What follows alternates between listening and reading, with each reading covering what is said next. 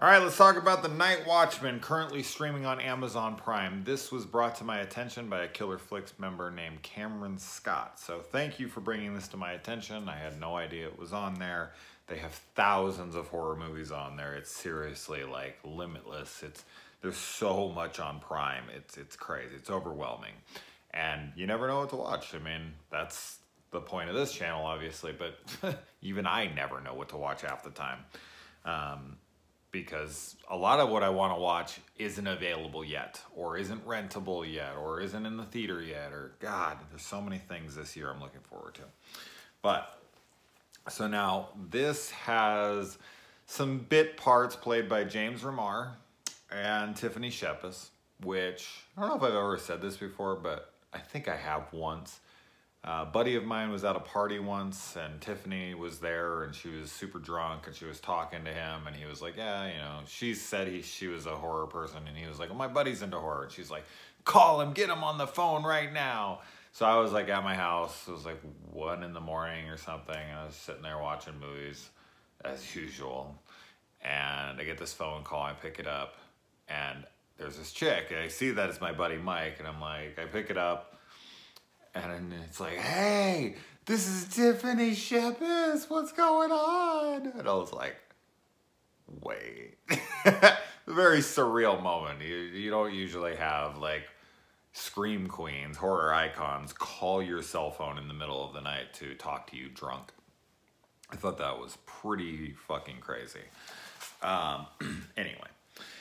I've always loved James Remar ever since The Warriors. When I was a kid growing up, I loved The Warriors, and he was my favorite part of it. He was the tough guy of The Warriors. Now, this movie is a horror comedy, more on the comedy side of things. I don't want to say it's full slapstick, like an Airplane or a Naked Gun or something, because it's not that goofy.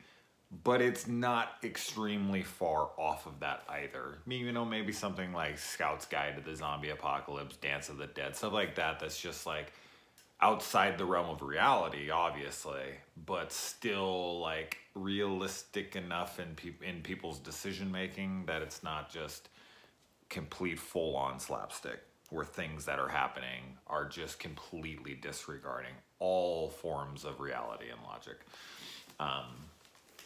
Now, this is about a clown who is visiting Romania, and he dies, and he has his body shipped back to the United States, and they drop it off. The freaking guys who are supposed to deliver the body, they deliver it to the wrong address, and there's a bunch of night watchmen that are there in this big building, and they let them leave it there for the night.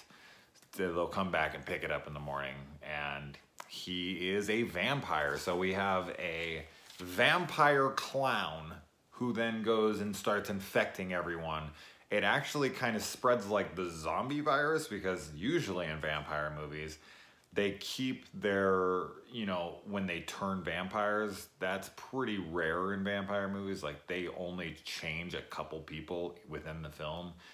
This one is just like he bites, and then they bite, and then they bite, you know, whatever. Anybody who gets bit becomes a vampire. But it literally more plays out much more like a zombie movie, but they are vampires. They got the teeth, they call them vampires, they stake them, they're afraid of garlic, the whole thing. So you have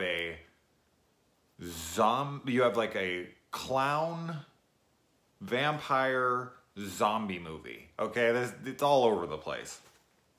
Now, the humor in this movie was actually not landing for me in the first 15 to 20 minutes. I don't know why. Maybe I just wasn't on board with the tone. Maybe it was just a little, I thought people were just being too goofy. I don't know. But it wasn't. But once it started landing with me, I actually had a really, really good time with this movie. I actually was starting to really laugh and have a really fun time. So I ended up really enjoying myself while watching this. As I said, in the first 15 minutes, I was kind of nervous. I was like, all right, like almost no joke is landing for me. But then things start to get funny, and I was like, all right, this is actually pretty funny. The humor can be pretty juvenile. The there's one joke in particular that kind of reoccurs throughout, and it's extremely juvenile. And the first time it was funny, and then the second time it was less funny, and then the third and the fourth and then the fifth. Like, it's just a repetitive joke. And that's another thing with this film. And I guess I'll just kind of move into the downsides of the film. There's some redundancies within the film. Because it's a pretty damn low budget film, they have to kind of keep recycling sets, and they have to contain themselves in certain small areas, and that unfortunately gets repetitive because they kind of just keep doing the same thing, and they'll even recycle jokes over and over, so it can feel a tad repetitive at times, but not too much.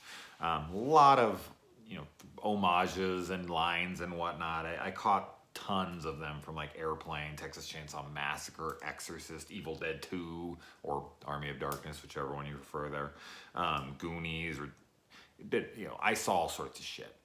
This kind of plays out a little bit like the first night of Return of the Living Dead, with the two guys that are watching the building and the zombies get loose, and it's pretty similar to that. I would say that that's probably the closest film to it. What the hell I did with that. And another downside was that there's a decent amount of CGI blood, but outside of that, there's not a ton of gore, but there is a lot of gross out blood and gags like that, which it was fine.